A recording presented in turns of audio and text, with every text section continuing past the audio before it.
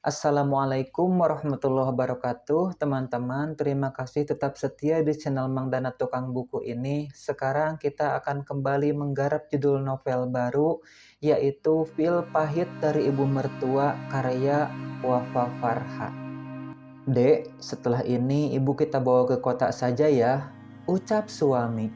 Aku tahu itu bukan pernyataan meminta izin, tapi hanya sekadar formalitas memberitahu. Aku bisa apa selain mengiyakan? Lagi pula, suasana masih berkabung, lantaran bapak mertua baru meninggal beberapa hari lalu. Entah beliau meninggal cukup misterius, tapi ibu mertua bilang suaminya terkena serangan jantung mendadak. Beberapa hari pula aku dan Mas Huda tinggal di rumah ibunya. Bantu-bantu selama acara hajatan, doa juga saling menguatkan. Aku dan suami sama-sama minta cuti selama seminggu karena kami sama-sama kerja. Bisa kulihat betapa sedih ibu mertuaku itu. Mereka yang dikenal harmonis meski usia keduanya terpaut jauh. Ya, jarang-jarang seseorang bisa menerima pasangan yang jauh lebih tua.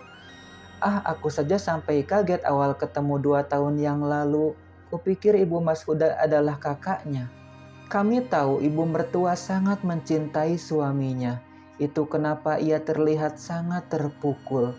Atas alasan itu, kuizinkan ibu Mas Huda ikut tinggal di rumah kami. Ya sudahlah Mas, mau gimana lagi? Kasihan juga ibu kalau harus sendiri di desa, jawabku. Lagi pula kedua orang tuaku sudah meninggal, jadi tak mungkin ada kecemburuan kala kami merawat ibu Mas Huda. Aku hanya ada Mas Danu kakakku sebagai keluarga. Makasih ya, kamu memang istri berbakti. Mas Huda mengusap rambutku, lalu beranjak pergi menemui ibunya.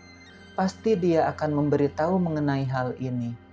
Sementara itu kuteruskan kesibukan memasak untuk makan malam. Namun beberapa kali menengok ke arah kamar ibu, kenapa tampaknya lama sekali mereka bicara.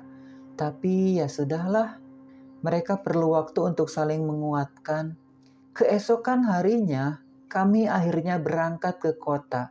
Wah, akhirnya aku ke kota, ceplos ibu mertua ketika membanting bokongnya ke kursi belakang. Mataku melebar seketika mendengar itu. Apa aku tak salah dengar dengan nada senang dan lega, ibu mengucap senang ke kota. Namun sepertinya ibu sadar aku menatap heran padanya, hingga ia tersenyum canggung. Maksud ibu senang ada temannya, Nay. Oh, aku membulatkan mulut, lalu tersenyum tipis. Tak mau juga membuat ibu tersinggung karena aku tak mempercayainya. Memang seharusnya aku tak sereaktif ini, jadinya ibu salah tingkah. Setelah 4 jam perjalanan yang kami tempuh, akhirnya mobil kami sampai di kota tempat rumah kami berada. Kami semua lelah dan berencana langsung istirahat saja, karena tadi di jalan kami juga sudah makan malam. Namun Mas Huda tak juga datang ke kamar, hingga aku putuskan untuk tidur saja duluan. Barangkali ia sedang memijit atau menemani ibunya di kamar. Hingga tengah malam aku terbangun, Mas Huda tidak ada di sisiku. Aneh sekali dia. Apa dia tak langsung tidur tadi? Nonton televisi dan tertidur di sofa? Entahlah, kuputuskan menunaikan hajatku saja ke toilet. Lalu ke dapur untuk minum. Ruang tengah hingga ke depan tampak gelap karena lampu dimatikan. Aku terus berjalan ke dapur tanpa peduli. Lalu kembali ke lantai atas. Tadinya aku ingin berjalan lurus ke kamar ibu yang terletak 10 meter dari tangga, karena sepertinya ada pergerakan di sana. Apa ibu belum tidur? Sudahlah, aku memutuskan istirahat karena akan bekerja besok. Hingga aku tinggalkan dan berjalan lurus ke atas. Aku terlalu lelah, tak kuat jika harus cari perhatian ibu mertuaku sekarang. Besok-besok sajalah, aku bisa saja mengajaknya ke mall atau kemanapun hingga ia merasa senang. Pagi hari kami sarapan. Aku yang biasa membuatkan nasi goreng untuk suamiku, kini hanya harus duduk saja. Karena ibu sudah membuatkan mendoan kesukaan suami. Ini baru enak. Nanti kamu belajar masak mendoan sama ibu ya, Nay. Mas Huda bicara dengan mulut penuh, Ibu menyambut pujian suamiku dengan senyum-senyum. Kan sudah ada ibu, Dak. Biar saja Naira fokus ke kerjaannya. Aku senang ibu terkesan membelaku. Ia sejak kami kenal, sekalipun wanita itu tak pernah menampakkan sikap menyebalkan seperti cerita teman-temanku mengenai mertua mereka. Ku berikan senyum pada ibu, dan dia membalasnya dengan senyum manis. Oh ya Mas, tadi malam kamu tidur di mana? Tanyaku yang membuat Mas Huda terhenyak. Kenapa dia begitu? Aku tidur di sofa, Nay. Ya karena kecapean, tahu-tahu udah pagi jam 4 aja. Mas Huda menjawab sambil mengayunkan sendok mengambil sambal ke piringnya. Ya jelas saja dia ketiduran karena sangat capek. Aku pun sangat lelah sampai tak sadar apapun semalam. Padahal biasanya aku sangat sensitif ketika mendengar sedikit bunyi. Bahkan aku juga tak tahu kalau tadi malam hujan. Sampai-sampai balkon biasa tempatku menjemur baju sedikit tergenang air karena lubang saluran pembuangnya tersumbat. Saat mereka asyik makan, aku berdiri membuat teh untuk ibu juga Mas Huda. Namun, saat akan mengambil stoples gula, tanganku menyenggol sesuatu hingga benda tersebut jatuh. Aku yang terhenyak segera mengambilnya.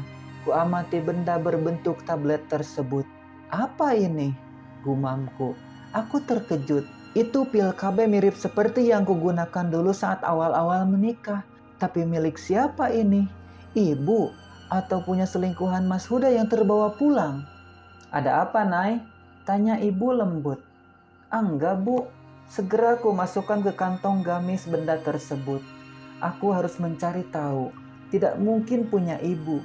Jadi pasti ini punya kamu kan, Mas? Awas saja kamu, Mas. Aku akan mencari tahu dan mengejar bahkan sampai ke lubang semut wanita selingkuhanmu. Rasanya tak bisa konsen kerja hari ini. Gara-gara pil yang berada dalam genggaman. Apa yang mesti kulakukan sekarang untuk mencari tahu? Belum terbukti milik Mas Huda saja hatiku terasa nyeri. Bagaimana jika nanti benar-benar kutemukan bukti jelas? Apa yang bisa kulakukan? Ah tidak, aku tidak akan kuat hidup menghadapi ini. Lebih baik kubunuh saja keduanya, terutama pelakor itu. Astagfirullah, aku mendesah panjang, memberi ruang agar hilang sesak di dada. Pantas saja sudah sebulan ini Mas Huda menghindari. Minggu biasa kami melakukan sampai minimal 3 kali, tapi sebulan ke belakang Mas Huda hanya memberi nafkah batin sekali dalam seminggu. Bahkan minggu terakhir dia sama sekali tak menyentuh. Kupikir karena kematian ayah mertua. Apa karena dia sudah lelah karena memuaskan perempuan lain? Kalau minggu terakhir mereka bertemu, berarti perempuan itu ada di desa. Tapi siapa? Apa perlu aku ke desa untuk menyelidikinya? Naira, suara Rena membuyarkan lamunanku. Yah, ditunggu bos tuh ngelamun lu. Ucap perempuan berusia 25 tahun itu sembari menaikkan sebelah bibirnya. Oh ya, aku segera menyimpan pil KB dalam genggaman. Rena kembali bersuara. Lo KB lagi, Nay? Enggak, maksudku iya. Aku harus menyembunyikan ini dari Rena atau siapapun juga. Pasti akan sangat malu jika benar suami selingkuh dan orang lain tahu. Aku akan terhina dengan tuduhan tidak bisa memuaskan dan membahagiakan suami. Oh tidak, lalu dicap wanita bodoh yang bisa diperdaya laki-laki. Benar-benar memalukan. Tok tok tok, ku ketuk pelan pintu ruangan bos. Ayah, Nay masuklah. Pria tampan yang tengah sibuk dengan berkas di tangan itu meminyaki rambut. Ia hanya melirik sekilas. Iya bos, aku pun masuk dan meletakkan laporan mingguan di atas meja.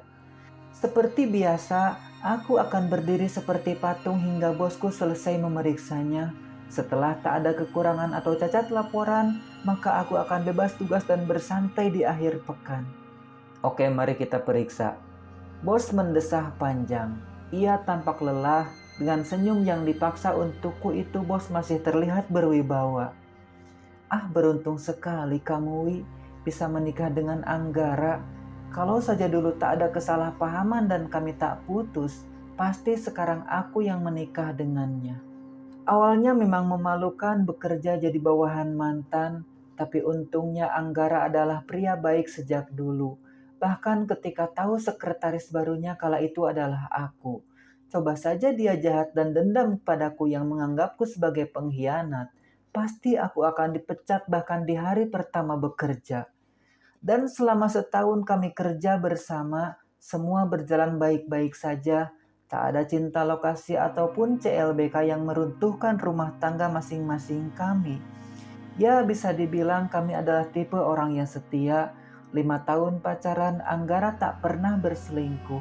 Begitupun aku, hingga petaka datang dan merusak hubungan kami. Lalu sekarang, aku dikhianati Mas Huda. Mungkinkah karena doa-doa Anggara yang merasa terzolimi olehku? Duh, kenapa aku jadi mikir kemana-mana? Sudah cukup sih, Nay, tapi bos membenarkan letak kacamata, serius menatap deretan angka dan kata-kata dalam berkas tersebut. Ia sedikit pun tak memandangku. Iya, Pak. Tapi kamu nggak bisa pulang awal hari ini, Nay. Hah? Emangnya kenapa, Pak? Bukannya sudah saya selesaikan laporan mingguannya? Iya benar, tapi kamu udah cuti seminggu dan tugas kamu numpuk sekarang. Kebetulan aku juga sibuk, nggak sempet jelasin detail banyak data ke pegawai lain. Duh, perasaanku sangat tak enak, sampai aku menggigit bibir bawah. Bagaimana ini? Padahal aku mau pulang cepat dan langsung ke kantor Mas Huda buat cari tahu. Nay, ya Pak, ini jurnalnya. Selesaikan, oke? Pria itu menyerahkan setumpuk berkas padaku. Duh, bisa jam 10 malam baru selesai nih. Siap, Pak? Jawabku tanpa membantah. Segera ku ambil map-map itu dan beranjak pergi. Namun langkahku tertahan kala Anggara memanggil namaku. Nay, ya Pak. Aku berbalik menatap pria yang ternyata juga menatapku. Bagaimana mertuamu? Kalau memang perlu waktu lebih untuk cuti, harusnya kamu bilang saja. Aku akan memberikannya. Hei, ada apa dengan tatapan itu? Kenapa ia memiliki mata yang teduh seperti dulu? Enggak Pak, terima kasih. Aku segera berbalik dan keluar, takut tergoda. Selama ini kami tak pernah bicara masalah pribadi. Lagian itu bos sok-sokan perhatian, katanya mau ngasih cuti lebih, tapi ngasih kerjaan numpuk begini. Melihatnya saja sudah buat aku oleng. Setelah meletakkan map-map ke atas meja, akhirnya aku putuskan menelpon Sinta, temanku yang kebetulan kerja satu kantor dengan Mas Huda. Setidaknya aku harus punya informan di sana. Halo Sin, Assalamualaikum. Ya Nay, Waalaikumsalam. Waduh, iya tenang deh. Ntar gue isi full ya segala kuota dan biaya alat tempurnya. Ya oke, Nay. Apa sih yang gak buat kamu? Bagus. Aku tersenyum lecik. Jangan kamu pikir karena aku sibuk gak bisa awasin kamu, Mas. Aku punya mata-mata di mana-mana. Oke, semangat Naira. Kita selesaikan pekerjaan ini dan menangkap basah Mas Huda. Ya, meski aku sangat berharap ini hanya salah paham saja. Baru akan mengerjakan beberapa file, ponselku berdering. Ternyata ibu. Langsung saja ku angkat. Ibu yang baik hati itu menanyakan kabarku.